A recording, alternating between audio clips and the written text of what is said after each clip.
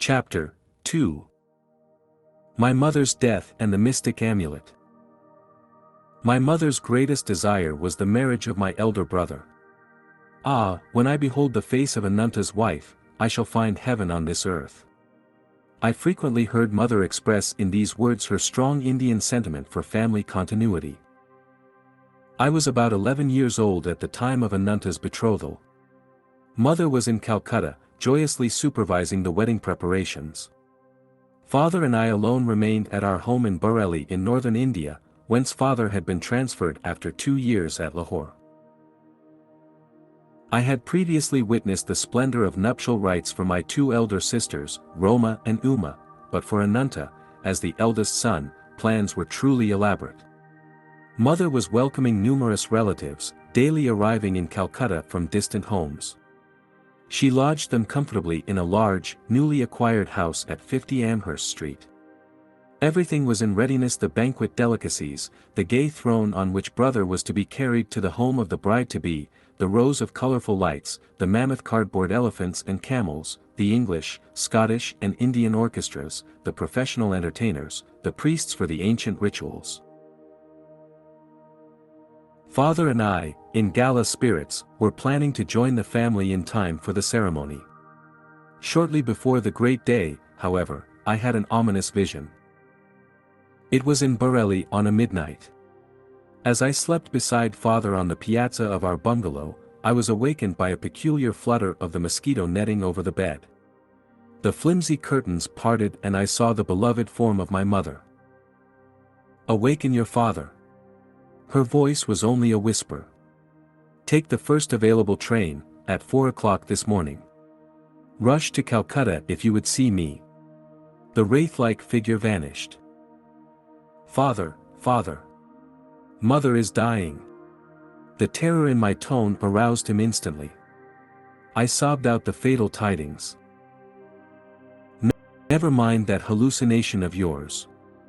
Father gave his characteristic negation to a new situation. "Your mother is in excellent health. If we get any bad news, we shall leave tomorrow. You shall never forgive yourself for not starting now." Anguish caused me to add bitterly, "Nor shall I ever forgive you." The melancholy morning came with explicit words: "Mother dangerously ill, marriage postponed, come at once." Father and I left distractedly. One of my uncles met us en route at a transfer point. A train thundered toward us, looming with telescopic increase.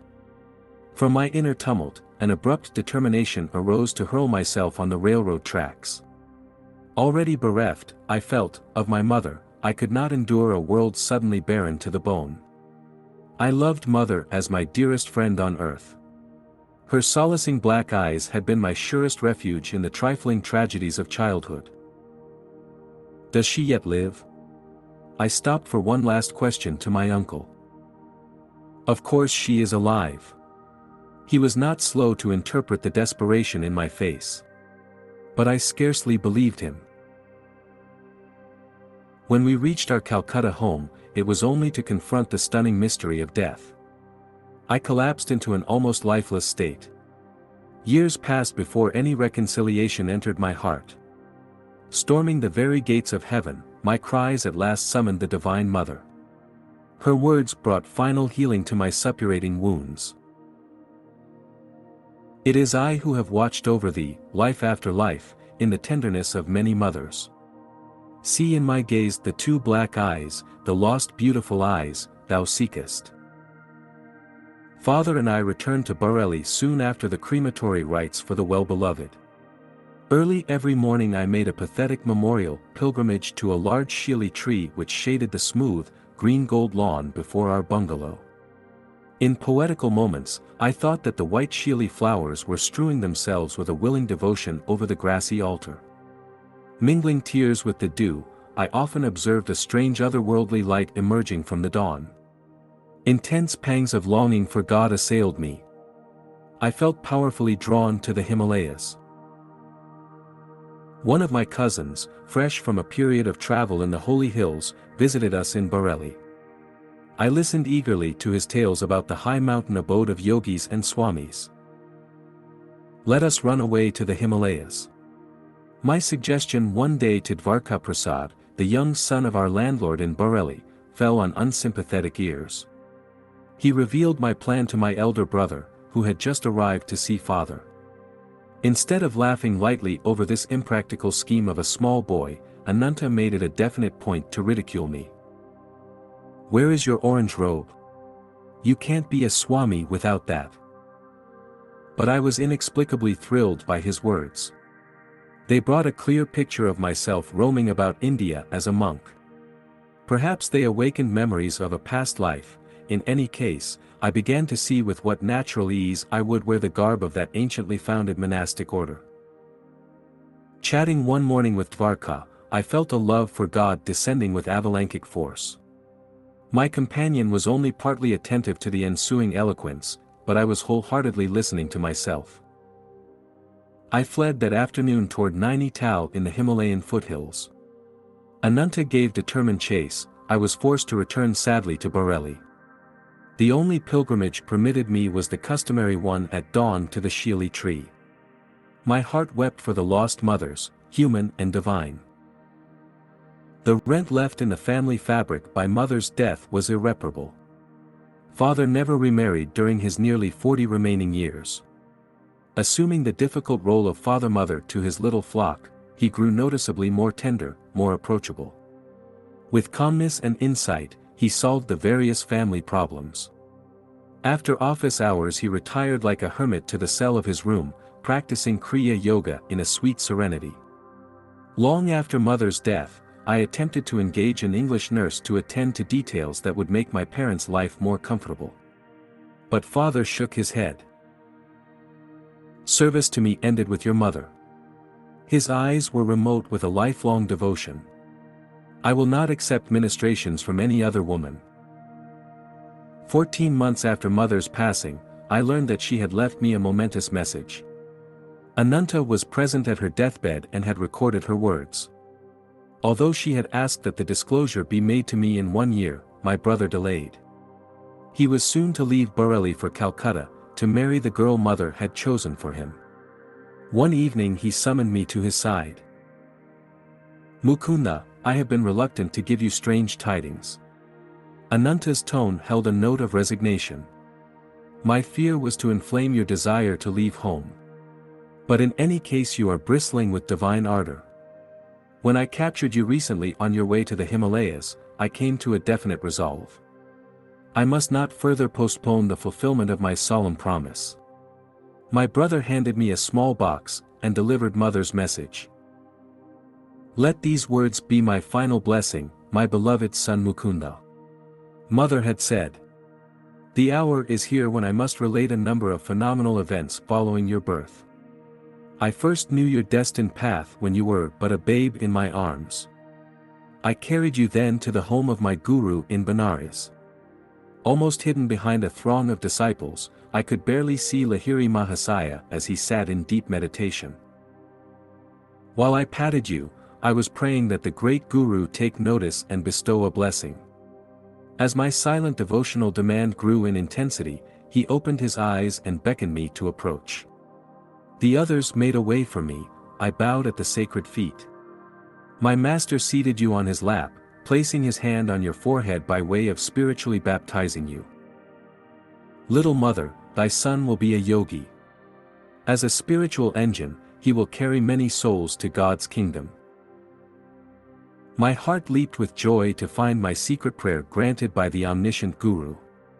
Shortly before your birth, he had told me you would follow his path. Later, my son, your vision of the great light was known to me and your sister Roma, as from the next room we observed you motionless on the bed. Your little face was illuminated, your voice rang with iron resolve as you spoke of going to the Himalayas in quest of the divine. In these ways, dear son, I came to know that your road lies far from worldly ambitions. The most singular event in my life brought further confirmation, an event which now impels my deathbed message. It was an interview with a sage in the Punjab.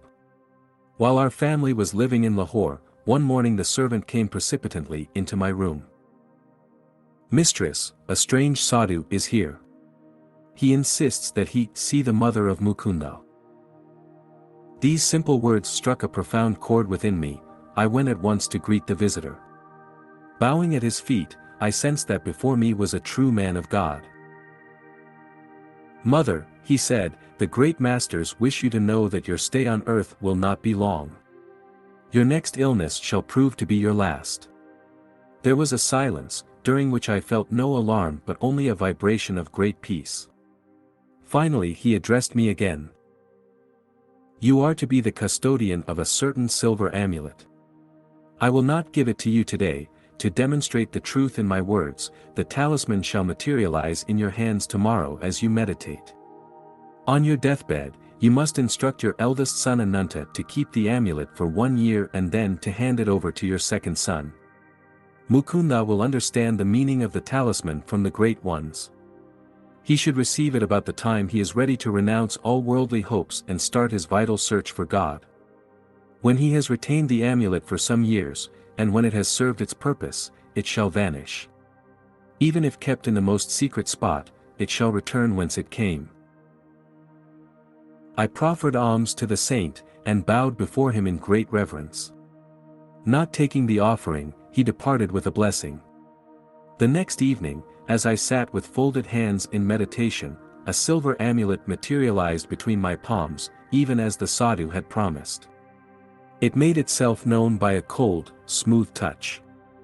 I have jealously guarded it for more than 2 years, and now leave it in Ananta's keeping. Do not grieve for me, as I shall have been ushered by my great Guru into the arms of the Infinite. Farewell, my child, the Cosmic Mother will protect you. A blaze of illumination came over me with possession of the amulet, many dormant memories awakened. The talisman, round and anciently quaint, was covered with Sanskrit characters. I understood that it came from teachers of past lives, who were invisibly guiding my steps.